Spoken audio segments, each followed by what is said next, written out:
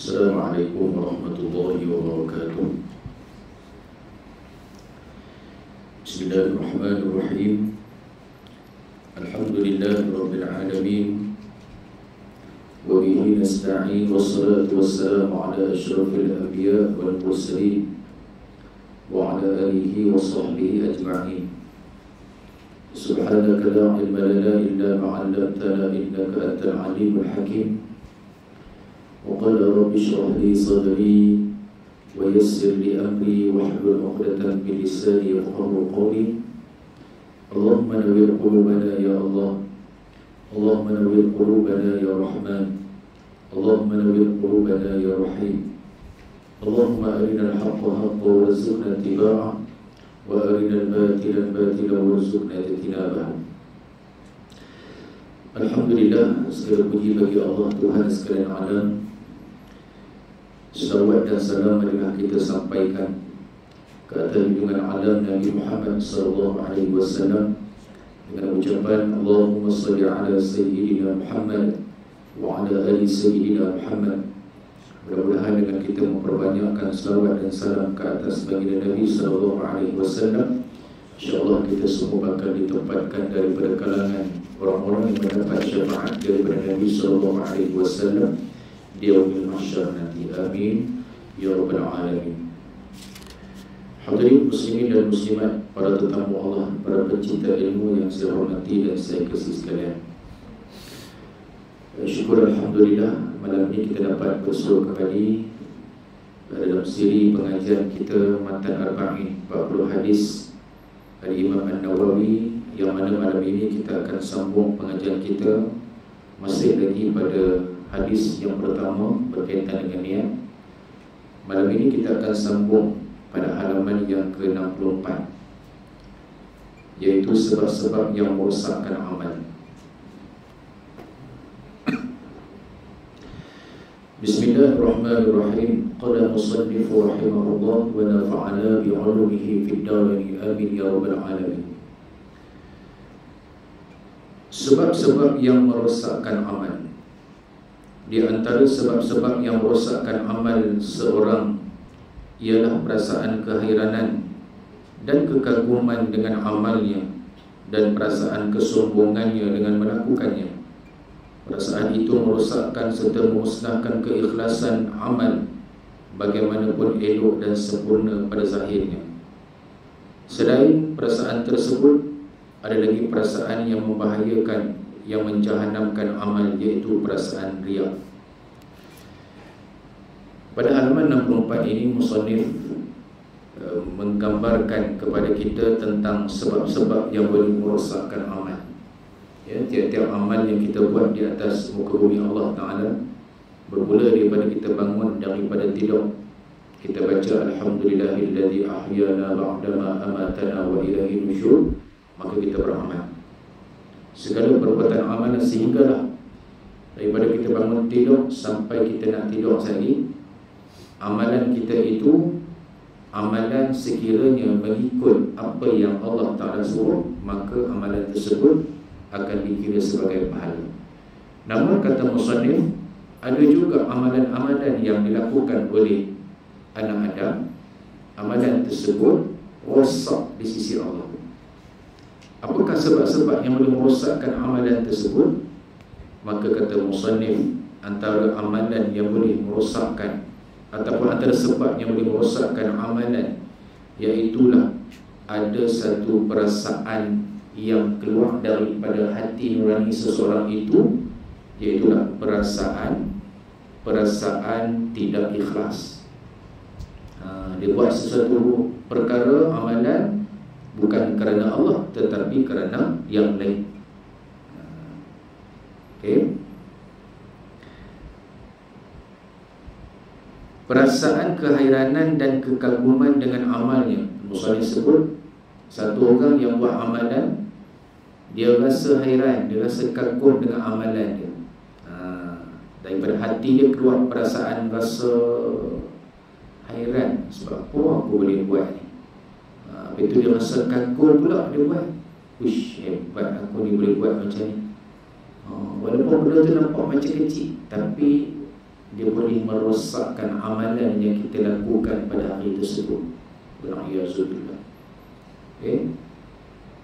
Perasaan itu, kata musannif, merosakkan serta memusnahkan keikhlasan amal, bagaimanapun elok dan sempurnanya pada zahirnya. Nampak macam elok, nampak macam elok.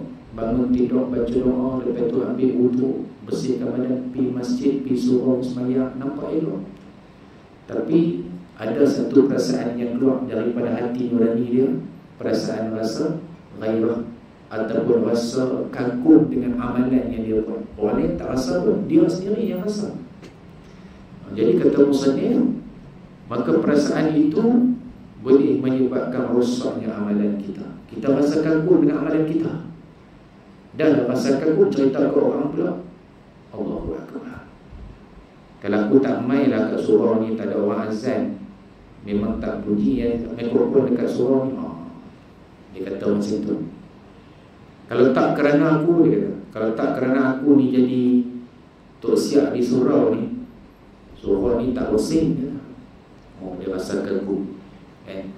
Kalau tak kerana aku yang menyumbang di surau ini, maka surau ni tak ada cantik macam ni, dia rasa kagum dengan amalan dia, kan? Padahal dah bagi sedekah, kan? Dah bagi sedekah kerana Allah, tiba-tiba dia rasa kagum, rasa ghairah, dia cerita pula kat orang, kan? Kalau tak kerana aku, semua dia ukir-ukir balik. Maka perbuatan tersebut, kata musannif, dia rasa ghairah, dia rasa kagum dengan amalan dia tu, bahkan dia cerita pula dekat orang lain dengan amalan yang dia buat tadi, boleh merosakkan amalan dia. Sayyidina Umar pernah berkata kepada Muaz bin Jabal yang sedang menangis, "Kenapa engkau menangis?" Jawabnya, yakni Muaz bin Jabal, "Kerana ada hadis yang aku dengar dari Rasulullah SAW yang menyatakan bahawa yasirur riya'i syirkun." Sedikit sahaja riya itu adalah syirik. Umar Al-Khattab ini khalifah yang kedua, tuan-tuan. Saya pernah cerita dulu, khalifah pertama Abu Bakar, yang kedua Umar, yang ketiga Uthman, yang keempat Ali radhiyallahu anhu. Satu hari Umar ni dia jumpa dengan Muaz bin Jabal. Muaz bin Jabal ni siapa dia? Sahabat Nabi. Tuan-tuan kalau baca sejarah berkaitan dengan kehidupan Muaz bin Jabal ni, tuan-tuan, luar biasa. Muaz bin Jabal antara sahabat yang Allah Ta'ala tak bagi umur yang panjang. Muaz bin Jabal umur dia sampai 34 tahun dia. Dia masuk Islam umur 17 tahun. 17 tahun anak kita SPM. Dia masuk Islam umur 17 tahun, sekitar umur 20 tahun macam tu dah menjadi orang yang alim, bahkan menjadi pakar rujuk para sahabat di Yathrib ataupun di Madinah. Dia dilahirkan di Yathrib, iaitu di Madinah Al-Munawwarah. Ketika mana dia dilahirkan, dia tak pernah lihat langsung Rasulullah sebab Rasulullah di Mekah. Maka datang satu peristiwa ketika mana sahabat daripada Yathrib main datang ke Mekah untuk menunaikan haji, 6 orang pada asalnya. Umur Nabi sekitar 50 tahun. Kemudian mereka jumpa dengan Nabi, dia berbalik ke Yathrib, dia bercerita tentang kisah Nabi ini. Seorang lelaki bernama Muhammad bin Abdullah bin Abdul Muttalib bin Hashim, sangat mulia. Itu bibit-bibit cerita tentang Islam Muaz bin Jabal. Lepas cerita, tahun berikutnya umur Nabi 51 tahun, main datang daripada kalangan para sahabat daripada Yathrib 12 orang. Main datang, tak sabar-sabar nak jumpa dengan Rasulullah. Bila jumpa dengan Rasulullah SAW, berlakulah perjanjian Aqabah yang pertama. Ini sejarah ni. Bila jadi perjanjian Aqabah yang pertama, Nabi kata kepada para sahabat yang 12 orang main datang ni, selagi balik ke Yathrib, cerita tentang Islam. Maka dia pun pulang daripada Mekah pergi ke Yathrib, cerita tentang Islam. Bila cerita tentang Islam, ya, maka ketika itu, ya, sebelum dia pulang, dan seorang lelaki yang bernama Mus'ab bin Umair dihantar oleh Rasulullah. Mus'ab hampir ikut 12 orang ni pergi balik dekat Yathrib, menjadi naqib kepada mereka ini untuk sebarkan Islam. Maka Muaz pun ikut sahabat yang 12 orang ni balik ke Yathrib. Lalu Mus'ab bin Umair, Mus'ab bin Umair dihantar oleh Rasulullah untuk menjadi naqib dan dihantar ke Yathrib. Lalu diajarkan kepada penduduk Yathrib tentang agama. Orang yang awal-awal diislamkan oleh Mus'ab bin Umair, iaitulah Muaz bin Jabal yang cerita tentang masalah dalam hadis ni. Muaz bin Jabal bila dia jumpa dengan Mus'ab bin Umair, dia masuk Islam dulu. Dia di antara sahabat-sahabatnya awal-awal masuk Islam. Okay? Kemudian bila dia masuk Islam, Mus'ab bin Umair ni cerita tentang seorang Nabi bernama Muhammad. Maka dia pun tak sabar-sabar nak jumpa dengan Rasulullah. Pada tahun berikutnya nak pergi buat haji, dia ikut para sahabat untuk pergi ke Mekah jumpa dengan Rasulullah. Umur dia berapa? 17 tahun. Paling muda. Pemuda yang masuk Islam awal-awal daripada golongan Yathrib adalah Muaz bin Jabal. Maka bila dia masuk Islam, dia pulang ke Madinah, dia menjadi orang yang sangat hebat, mengaji dengan para sahabat. Kemudian bila Rasulullah SAW hijrah ke Madinah, dia bertalaqi dengan Rasulullah SAW. Sehinggalah kata Rasulullah, kalian orang Madinah, kalau nak cari orang paling faqih dalam urusan agama ataupun tentang Al-Quran, carilah Muaz bin Jabal. Muaz bin Jabal, satu orang pemuda yang sangat faqih. Ada satu cerita tuan-tuan sekalian, Muaz bin Jabal ini, bagaimana dia dapat mengislamkan satu orang lelaki, satu orang lelaki iaitu Amru ibn Jamuh radhiyallahu anhu. Amru bin Jamuh ni sebelum masuk Islam, dia antara lelaki yang kuat beramal dengan ajaran berhala, menyembah berhala. Sampaikan Amru bin Al-Jamuh ni, dia ada satu berhala yang dia buat sendiri dan dia simpan di rumah. Dia tak sama dengan orang lain. Kalau orang lain dia buat berhala, kemudian ramai-ramai pakai bersembah. Tapi Al-Amru bin Jamuh radhiyallahu anhu, dia buat berhala, dia seorang sembah. Dalam rumah dia simpan dia elok, dia hias dia elok. Sampaikan satu ketika Muaz bin Jabal ini, dia dan berkawan dengan anak kepada Amru bin Al-Jamuh, nama dia Al-Mu'awiz. Sehingga kan Al-Mu'awiz ni anak kepada Amru bin Jamuh ni masuk Islam. Al-Mu'awiz ni dia sebaya dengan Muaz bin Jabal, sekitar umur 17-18 tahun. Jadi mereka berdua ni dia nakai sikit. Dia selalu pergi rumah Amru Al-Jamuh ni, dia selalu perkena Amru Al-Jamuh. Cara dia macam mana? Ketika mana Al-Amru bin Jamuh ni dia keluar, kemudian mereka berdua ni pergi ambil berhala yang Al-Amru bin Jamuh ni sembah, dia ambil, dia buang dekat longkang. Lepas tu Amru bin Jamuh ni dia keluar, dia tengok ada berhala dia jatuh. Lalu dia bersihkan, dia letak balik tempat dia. Keesokan hari begitu juga, kan? Muaz bin Jabal bersama dengan anaknya Al-Mu'awiz ni. Al-Mu'awiz ni masuk Islam tanpa pengetahuan ayah dia. Dia ambil lagi berhala ni, dia buang lagi. Begitulah berlaku 2-3 kali, sehingga kan Amru bin Jamuh ni dia kata, siapa yang buat Tuhan aku sampai jatuh, sampai letak di kawasan yang tak elok dan sebagainya, kan? Lalu dia letak satu benda tajam ataupun pedang. Dia kata, wahai Tuhan aku, dia kata, selagi kalau ada orang pedajal lagi kat ambil parang ni, ambil pisau ni, buat kat dia macam tu. Lalu bila dia letak macam tu, berlaku lagi.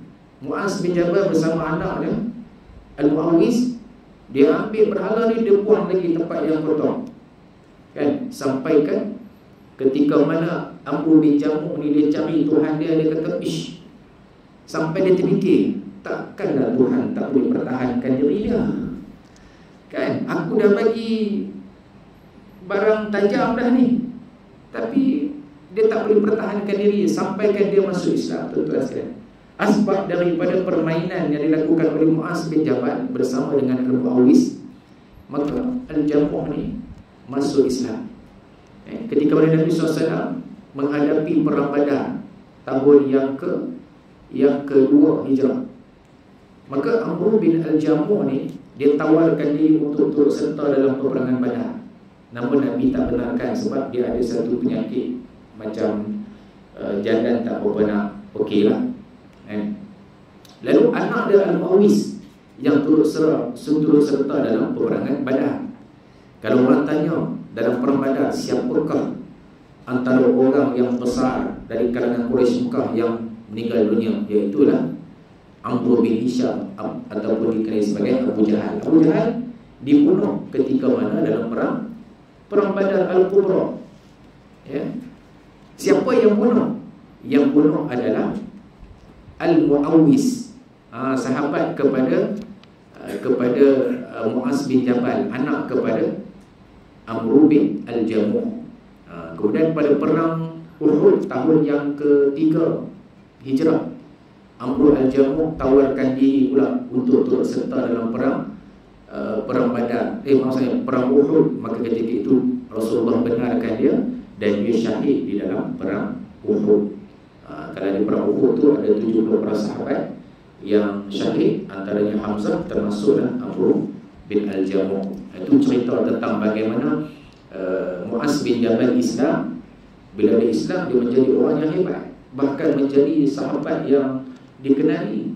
Sahabat lain berada di Yathrib nak belajar Quran, belajar dengan Muaz bin Jabal. Kemudian dia dapat menjadi asbab Islamnya Amr bin Al-Jamuh, satu orang lelaki yang kuat beragama, menyembah patung berhala. Satu hari Umar Al-Khattab ni dia khalifah yang kedua. Muaz bin Jabal hidup sampai zaman Umar Al-Khattab. Maknanya dia hidup zaman Rasulullah. Kemudian bila Rasulullah wafat, dia hidup pula zaman Abu Bakar As-Siddiq. Pemerintahan Abu Bakar As-Siddiq khalifah pertama. Kemudian dia hidup lagi pada zaman Umar Al-Khattab. Bila zaman Umar Al-Khattab, Umar hantar dia, kan, sebelum peristiwa dia tanyakan tentang kenapa Muaz bin Jabal nangis ni, Umar Al-Khattab hantar dia selepas daripada itu ke Palestin yang sekarang ni berlaku peperangan. Maka Muaz bin Jabal dihantar oleh Umar Al-Khattab ke Palestin dan dia meninggal dunia di Palestin. Tanah Palestin rupanya ada ramai para sahabat, antaranya Muaz bin Jabal. Muaz bin Jabal meninggal di Palestin. Siapa yang hantar? Umar Al-Khattab, untuk sampaikan Islam di sana. Panjang cerita dia kena penyakit tamun dan sebagainya. Jadi nak ceritanya, dalam cerita ni, bagaimana satu ketika Umar Al-Khattab berjumpa dengan Muaz bin Jabal, sahabat Nabi ni, melihat dia sedang menangis. Lalu Umar tanya, kenapa kamu menangis? Maka jawab Muaz bin Jabal, aku menangis sebab aku mengenangkan satu hadis Rasulullah. Kata Rasulullah, yasirur riya'i syirkun. Kata Rasulullah, sedikit saja riya. Kata Muaz bin Jabal, yang dia dengar sendiri daripada Rasulullah, sedikit je riya, maka boleh menyebabkan syirik kepada Allah. Hadis Al-Muhasabi berkata bahawa ikhlas itu ialah engkau maksudkan taat kepada Allah dan engkau tidak memerlukan kepada yang lainnya. Ada satu orang ulama Al-Muhasabi ni, bawah tu ada nama dia, nama penuh dia Haris bin Asad Al-Muhasabi, seorang ulama daripada Baghdad. Wafat dia pada tahun 243 Hijrah. Terkenal seorang ahli tasawuf yang termuka. Di antara perkataan ini ialah sebaik-baik umat ini ialah mereka tidak terganggu akhirat mereka dari dunia mereka, dan tidak pula terganggu dunia mereka daripada akhirat mereka. Haris Al-Muhasabi berkata, ikhlas itu ialah engkau maksudkan taat kepada Allah. Ini ulama tersebut. Ikhlas itu, kata Al-Muhasabi, engkau maksudkan taat kepada Allah dan engkau tidak memerlukan kepada lainnya. Taat sungguh-sungguh pada Allah, bangun daripada pagi taat kepada Allah, tak niat yang lain daripada Allah. Maka itulah yang dikatakan oleh Muhasabi ikhlas. Dia taat kepada Allah, bukan kepada yang lain. Kemudian dia kata apa? Riak itu pula katanya ada dua macam. Pertama, engkau maksudkan taat kepada manusia, satu. Dan kedua, engkau maksudkannya kepada manusia dan kepada Allah. Kedua-duanya adalah memusnahkan amal. Kata ulama tasawuf ini, dia kata ikhlas itu ialah engkau maksudkan taat kepada Allah semata-mata dan engkau tidak memerlukan kepada yang lainnya. Adapun riak, kata ulama tasawuf, ada dua macam. Yang pertama, engkau maksudkan taat kepada manusia, maksudnya buat satu amalan kerana manusia, kerana nak manusia pandang, kerana nak manusia tengok, kerana nak manusia bercakap tentang kita. Buat satu amalan supaya orang cerita-cerita tentang kebaikan kita. Itu nama dia riak.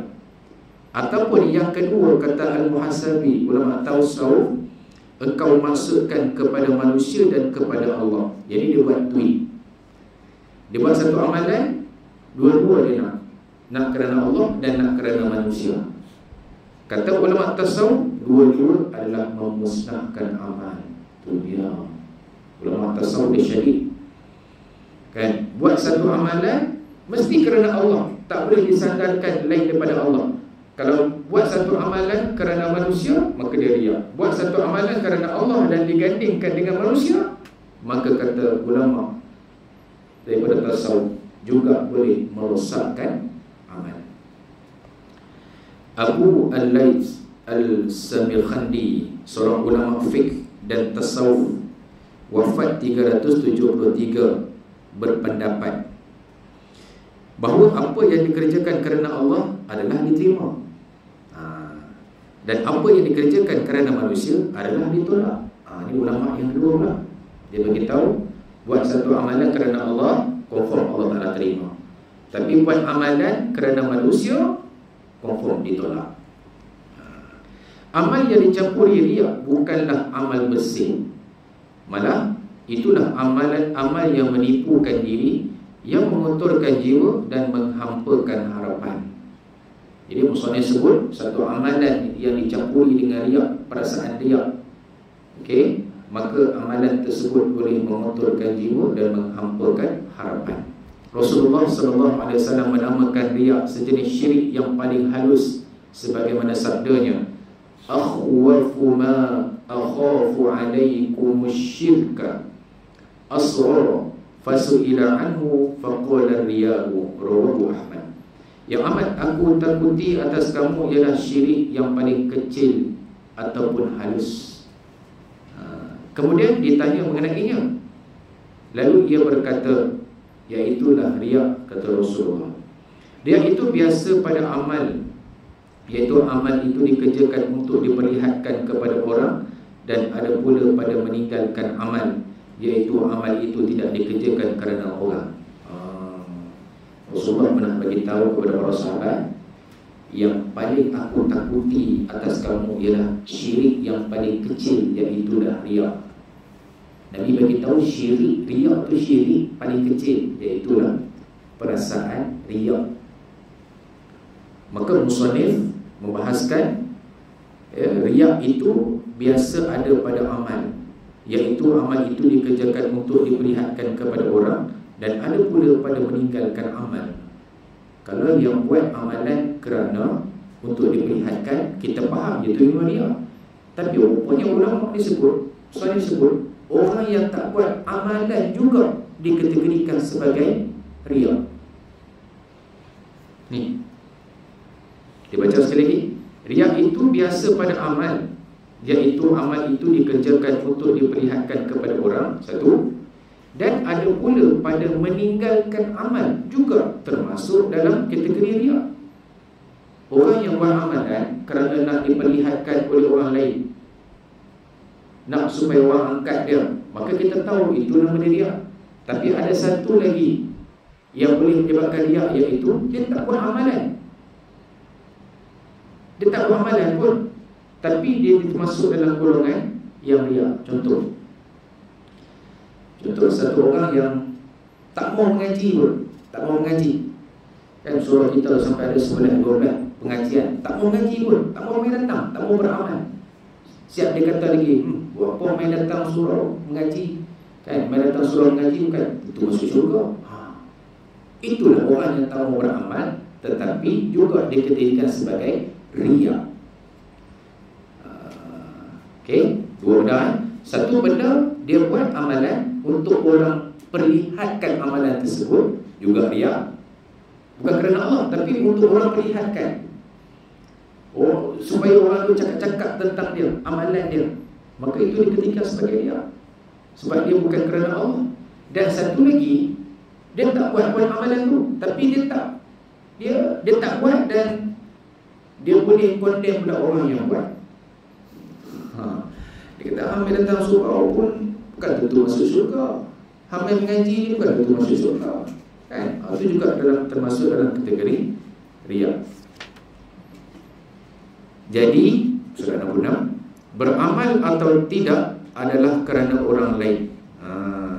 Dalam hal ini, Fadil Ibn Iyad, seorang ulama Ibnu Tasawuf yang wafat pada 187 Hijrah, asal daripada Kufah dan menetap di Mekah, telah berkata secara terus terang bahawa tarkul amali min ajlin nas riya'un wal amalu min ajlin nasi syirkun wal ikhlasu ayyu'afiyakallahu minhuma.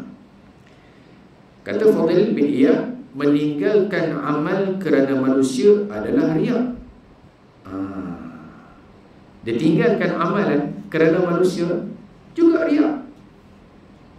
Ingatkan musannif dia sebut, rupanya Fadil bin Iyad pun sebut juga orang yang tak beramal ni juga dikategorikan sebagai riya. Ditinggalkan amalan juga dikategorikan sebagai riya. Tarkul amali min ajli nasi riya'un. Meninggalkan amalan kerana manusia adalah riya. Beramal kerana manusia adalah syirik. Ini lagi keras.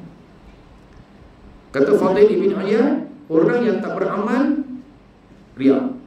Orang yang beramal kerana manusia terus dia kata syirik. Ikhlas itu ialah Allah menyelamatkan engkau dari keduanya. Maksudnya, satu orang yang beramal kerana manusia, dia termasuk dalam kategori orang yang syirik kepada Allah. Takut kita.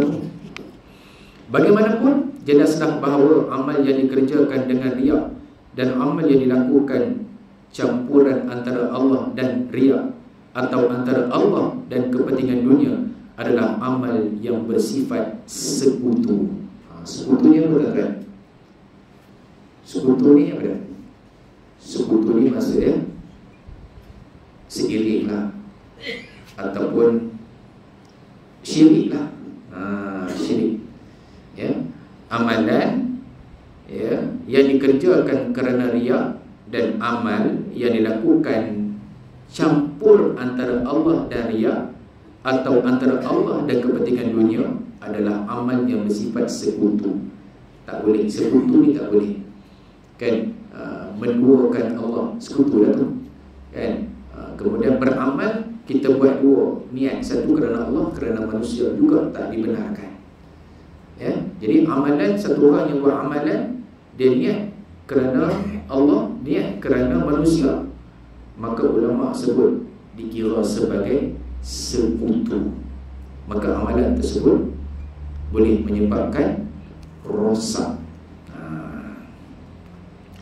Sedang Allah tidaklah mahu menerima amal seperti itu, sebagaimana yang telah diterangkan dalam hadis kursi dia, di mana Allah Ta'ala berfirman, Allah Ta'ala tidak berkenan orang yang melakukan amalan dengan sekutu. Ada dua niat, satu niat kerana aku, kata Allah, satu niat kerana manusia. Tak boleh. Nak buat amalan mesti kena niat kepada Allah. Kalau niat lain daripada Allah, maka amalan tersebut tertolak. Allah Ta'ala berfirman dalam hadis kursi, ana aghna syuraka'i 'anil syirki man 'amila 'amalan asyraka ma'i fihi ghairi taraktuhu wa syirkahu. Rawahu Muslim. Aku terkaya segala sekutu daripada sekutu. Barang siapa mengerjakan satu amal yang ia sekutukan bersertaku padanya, akan yang lain daripadaku, aku tinggalkan dia berserta sekutunya itu. Jadi Allah Ta'ala tak berkenan satu orang yang buat amalan dia niat dua benda. Satu niat kerana aku, kata Allah, satu lagi niat kerana lain. Satu orang yang melakukan sekutu dalam amalan, maka Allah Ta'ala akan biarkan, Allah Ta'ala akan tinggalkan dia berserta dengan sekutunya itu. Allah Ta'ala tak menerima amalan. Wal'iyyazubillah. Amal yang disekutukan tidaklah benar-benar merupakan amal yang ikhlas, kerana orang yang mengerjakannya masih mengharapkan satu faedah yang berasingan selain daripada Allah, maka amalnya menjadi sia-sia, tidak diterima Allah sebagaimana yang dipahamkan dalam hadis tersebut. Maka musannif sebut amal yang disekutukan tidaklah benar-benar merupakan amal yang ikhlas. Maksudnya satu orang yang buat amalan kerana ada kepentingan-kepentingan tertentu, maka amalan tersebut tidaklah dinamakan sebagai amal ikhlas. Baik, Imam Al-Ghazali wafat di 505 Hijrah. Dalam ulasannya mengenai perkara sekutu, Asy-Syuraq menerangkan bahawa sekutu pada amal yang menghilangkan pahala ialah sekutu dengan perasaan riya. Ini Imam Al-Ghazali punya pandangan. Adapun sekutu dengan yang lainnya tidaklah menghilangkan pahala sama sekali. Kita baca banyak-banyak ulama ni yang tadi semua syarih sampai Imam Al-Ghazali dia bagi tahu sekutu pada amal yang menghilangkan pahala ialah sekutu dengan perasaan riya. Satu orang yang buat amalan dengan perasaan riya, maka kata Imam Al-Ghazali, maka akan menghilangkan terus pahala. Tetapi orang yang melakukan amalan, adapun sekutu dengan yang lainnya tidaklah menghilangkan pahala sama sekali.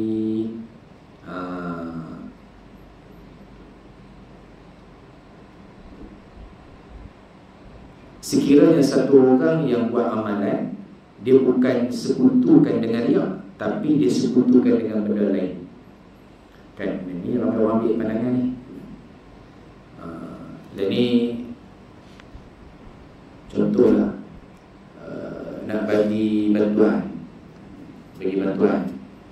kan, ada satu punya pandangan, kita nak bagi bantuan ini, kita kena tunjukkan kepada rakyat supaya orang lain pun ikut kebaikan tersebut.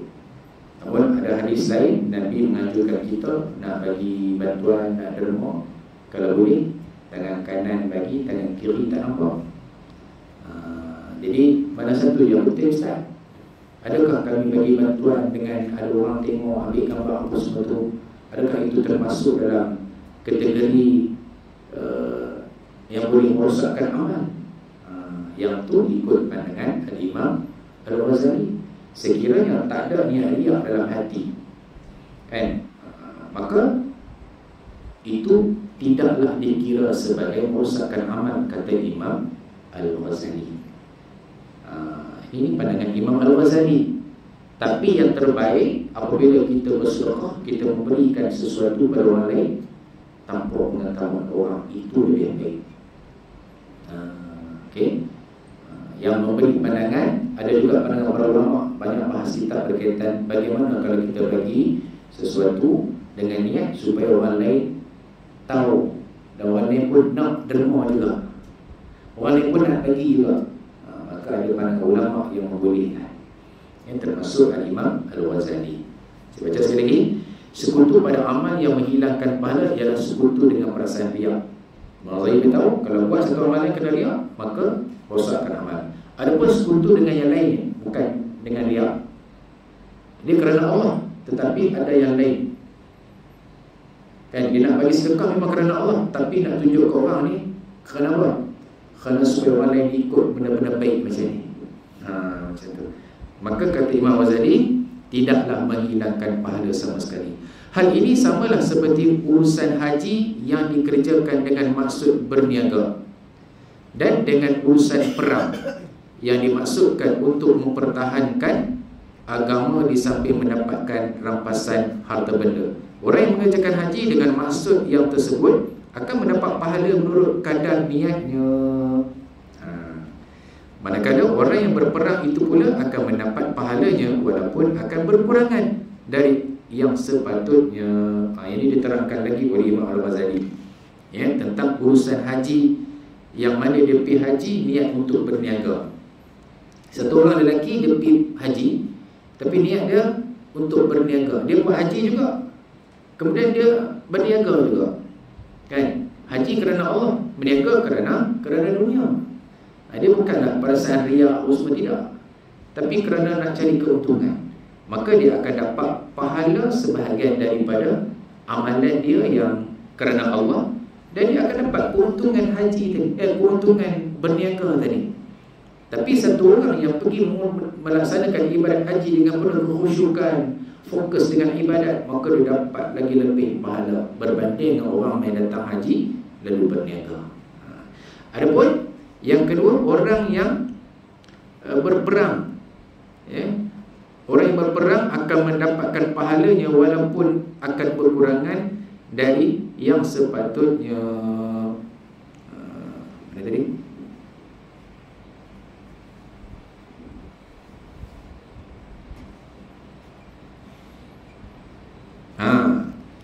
Okey. Orang yang berperang, maksud dia pergi berperang mempertahankan agama, di samping dia niat untuk mendapatkan ghanimah, harta rampasan perang. Kan? Dia pergi berperang, tapi ada dalam niat dia ni, bukan niat untuk dapatkan ghanimah, harta rampasan perang. Maka Imam Al-Ghazali bagi tahu, selagi mana amalan dia tu tidak ada syirik ataupun tidak ada sekutu dengan riak, maka tidak merosakkan amal. Dia pergi berperang, dalam masa yang sama dia niat untuk mendapatkan ghanimah, harta rampasan perang. Maka kata Imam Al-Ghazali, dia akan dapat pahala daripada berperang tersebut, tetapi berkurangan daripada sepatutnya. Yang banyak dia dapat apa? Dia dapat ghanimah, harta rampasan perang. Ini pandangan Imam Al-Ghazali. Imam Al-Ghazali punya pandangan, dia tak syadid, tak sekuat ataupun tak syadid ni dalam bahasa Arab, tak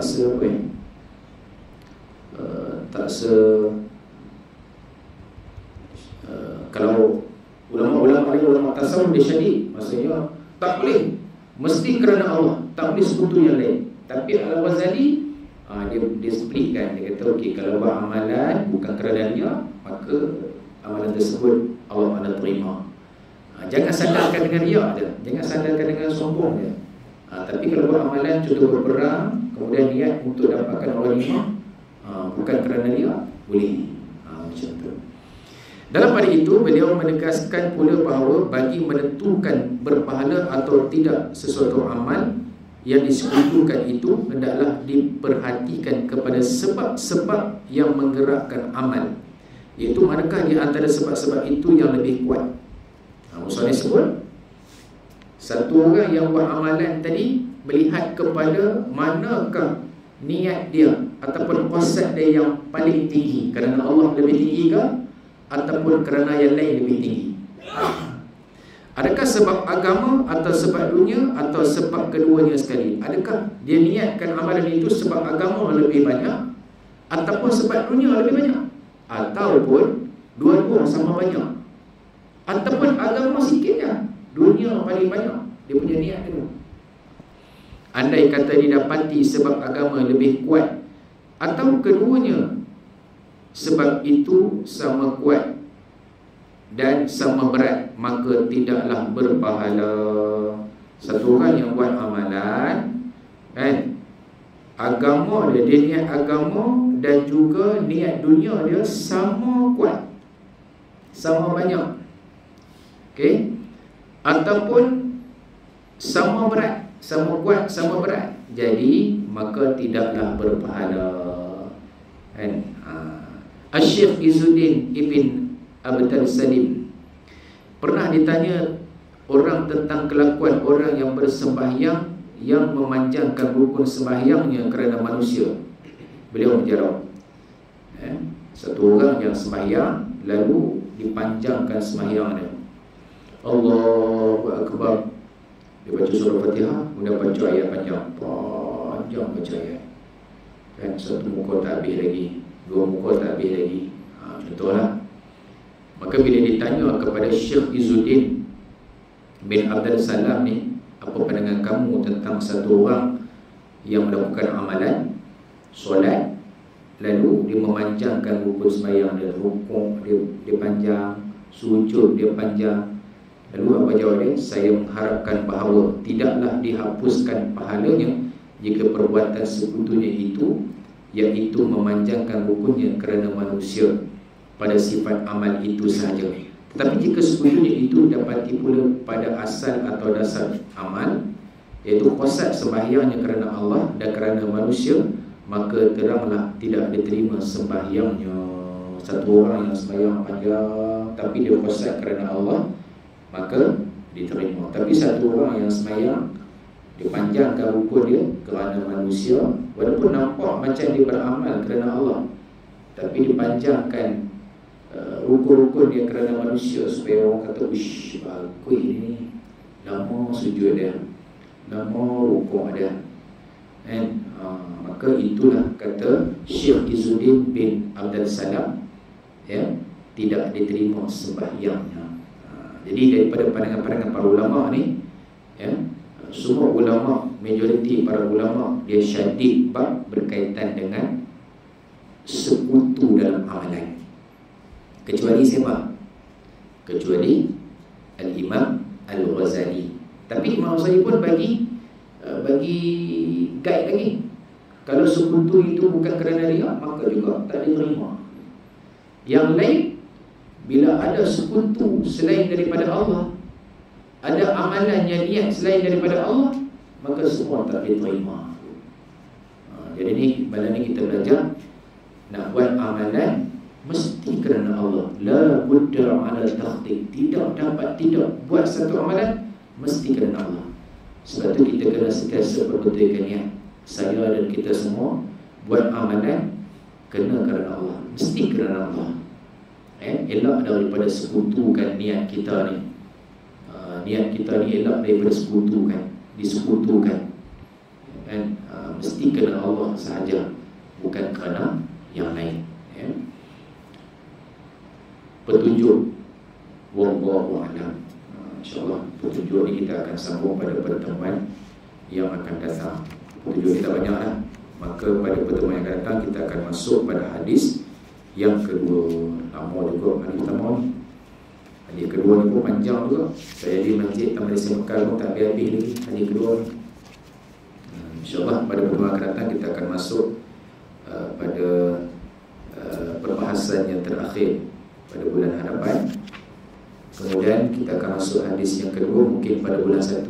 Bulan 1 pun saya tak ada. Bulan depan, bulan depan saya ada. Bulan 1 saya tak ada sebab saya bawa pergi umrah. Saya pergi 27 hari bulan. Saya balik 8 hari bulan. Jadi awal bulan 1 tu saya tak ada. Cuti dah 2 bulan, betul tak? Naik cuti tu insyaAllah kita akan sambung masuk ke hadis yang kedua tentang bagaimana satu orang lelaki yang datang jumpa dengan Rasulullah, ya, lutut dia dengan Rasulullah rapat. Nanti saya akan ceritakan insyaAllah. Jadi mudah-mudahan apa yang kita bincangkan hari ini memberi manfaat buat diri saya dan kita semua insyaAllah. Kita akan sambung pertemuan ini pada bulan yang akan datang insyaAllah. Wallahu ta'ala. A'udzubillahi minasyaitonir rajim. Bismillahirrahmanirrahim. Alhamdulillah rabbil alamin wassalatu wassalamu ala asyrafil mursalin wa ala alihi wa sahbihi ajma'in. Allahumma ij'al jam'ana hadza jam'an marhuma wa tafarruqana min ba'di tafarruqan ma'suma. Rabbana iftah bainana wa bain qaumina bil haqqi wa anta khairul fatihin. Rabbana atina fid dunya hasanah wa fil akhirati hasanah wa qina azaban nar. Wa sallallahu ala sayyidina Muhammad wa ala alihi wa sahbihi wa baraka wa sallam. Walhamdulillahi rabbil alamin. Qul qawli hadza wa astaghfirullah wa lakum. Wassalamu alaikum warahmatullahi wabarakatuh.